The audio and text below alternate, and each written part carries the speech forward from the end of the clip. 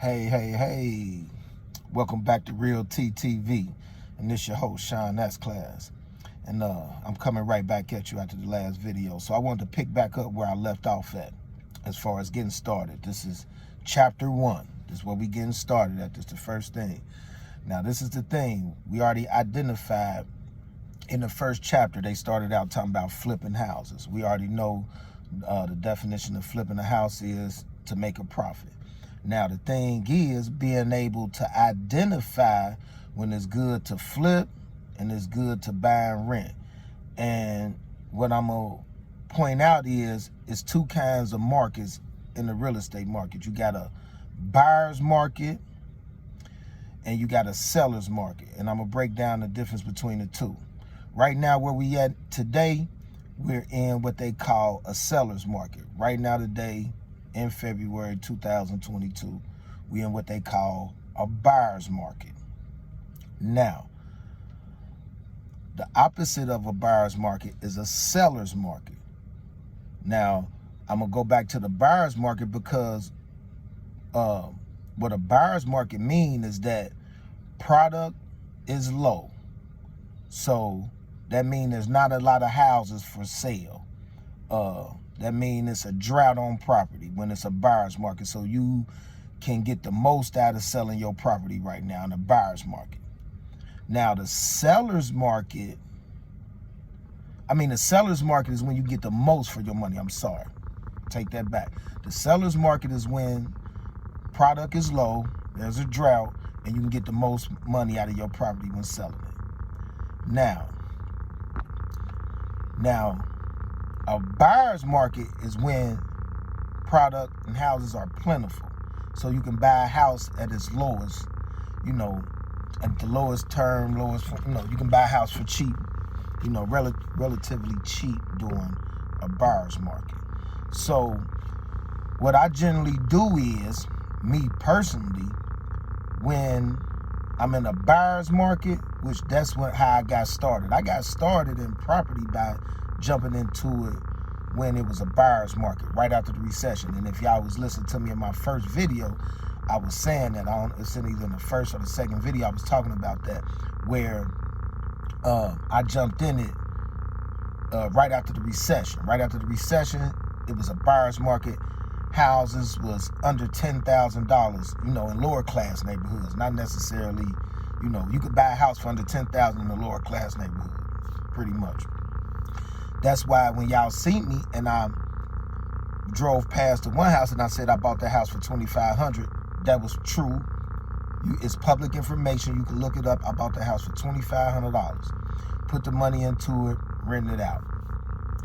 That was doing a buyer's market. Now, generally doing a buyer's market, you can buy houses and you can still flip houses doing a buyer's market because you can buy the house so cheap and fix the house up and sell it for a profit still.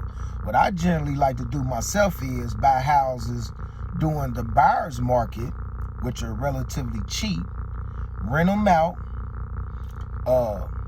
have an income coming in every month for that property.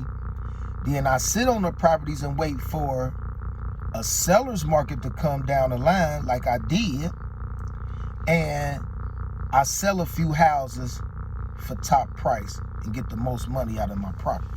Like I may have bought a house for, let's say, $6,000 during the buyer's market, put money into it, maybe $15,000, $20,000 into it, fixed it up decent, nice, and rented it out $1,000 or more a month. Probably retained $1,000 or more a month for the next 2-3 years, which you can do the math on that. And then I put it on the market and may sell it for between 80, 90, or 100,000. Now, if I only got 26, 27,000 tied up into some, sell it for between 80 to 100,000, you do the math. Can't lose. Win-win situation. Now, the thing is, when you sell a property, also I want to put this in here, is when you sell a property, okay, you might sell a property and you get 100,000.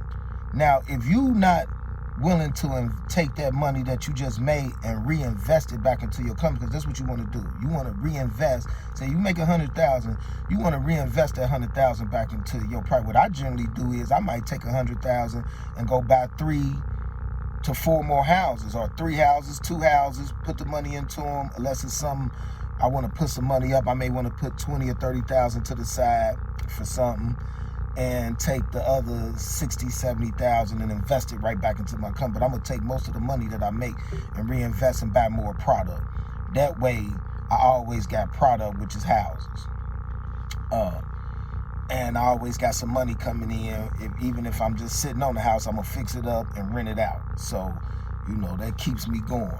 And it's helping me save money at the same time as well, putting money back into my savings account. Because if you got 6, 7, 8, 9, 10 houses, 1 or 2 houses will pay for your lifestyle. Other 2, 3 houses gonna pay for maintenance and saving up money, this account and that. And then you got another 2, 3 houses that you could just have a savings account for flipping, because you can put $2,000, $3,000 in that account a month, and that account's gonna build up to eventually 30, 40, 50, 60,000 if you're not messing with it, to where you can go in, that could just be your account for flipping. Go in, buy a house, 30, 40,000, put it back on the market, 60, 70,000, make you 10, 20, 30,000. Boom, that's good money too. Especially if you can do a flip in 2, 3 weeks, less than a month, you really doing good. And then you also got your income coming from your rentals. So, boom. So little things like that is what's going to help you catapult in this market.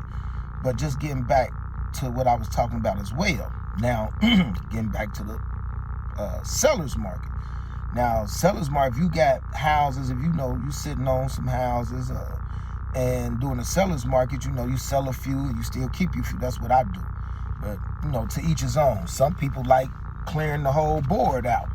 You can buy XYZ amount of houses doing a buyer's market. Then when the seller's market come, you can make you a nice piece of change, because you got to look at it like this. If you able to attain 8, 9, 10 houses doing a buyer's market, once the seller's market come and you offer all 8, 9, 10 of these houses for between 80 to 100,000, that's close to $1 million or $1 million. If you got 10 of them, 100,000 times 10 is $1 million. So, some people can do that, because also you got to understand, people that's investors, they invest in some people invest in different things and everything. Some people just don't invest in property. So some people might clear their whole board, make $1 million, then take that $1 million and invest it into another market and make some more money. Then come back to the real estate market when it's a buyer's market again. So people got all kind of strategies. My strategy is I buy doing the buyer's market, rent those houses out, and when the seller's market come, I keep the best properties that bring in the most money, and I sell a few properties that bring in the least amount of money, and I usually make, from 100 to 2 to 3, 400% profit off of the ones that I do sell that's making the least amount of money, bringing in rent a month. So, that's the difference between a buyer's market and a seller's market. Right now, what we in a seller's market. So you have to kind of come up with whatever strategy it is that you want to do right now. I catch a few houses that I flip now, but now, my strategy is doing joint ventures, JV, and we'll get into those type of things. Joint venture contracts, land contracts, which I'll touch on those things, but those are going to be down the line. Right now, I want to get everybody in the beginning stages of just being able to identify the market. This is the first lesson, identifying the market between whether it's a buyer's market or a seller's market. That's what you want to know first, because when you go into market, if you know what the market is, then you know how to approach the market. You know how to make an offer on a property during whichever time of market it is. So, that's the first thing. I don't want to crowd y'all too much. I just kind of want y'all to kind of weigh that out, understand that part, and then we could kind of start digging into some more things as far as, actually obtaining your first property, where to look, how to look, what they call a target area or a target market, things of that nature. Also, I want people to also understand getting into real estate is, you hear a lot of times where you can get in with no money and you can buy property with no money. Let me explain something to anybody that's listening to this, ready to get into the real estate market with no money. This is the thing. Banks and lending institutions don't give out money if you really don't. Only time they're giving out money is if you don't need it. And when you need the money, they're not going to give it to you. As far as if you don't have the credentials. And I want to make that clear just about real estate. You need to have your credentials together, which is have work history, financial history. They want to be able to show, they want to be able to see money in your account, that you making money, that you saving money. If you don't got these type of things in order when you going in to try to purchase a piece of real estate, any kind of lending situation or financial situation, people don't give you money unless they know that you can afford to get it. Basically, that's why I say they don't want to give you money unless you really don't need it. You got to have money to get money.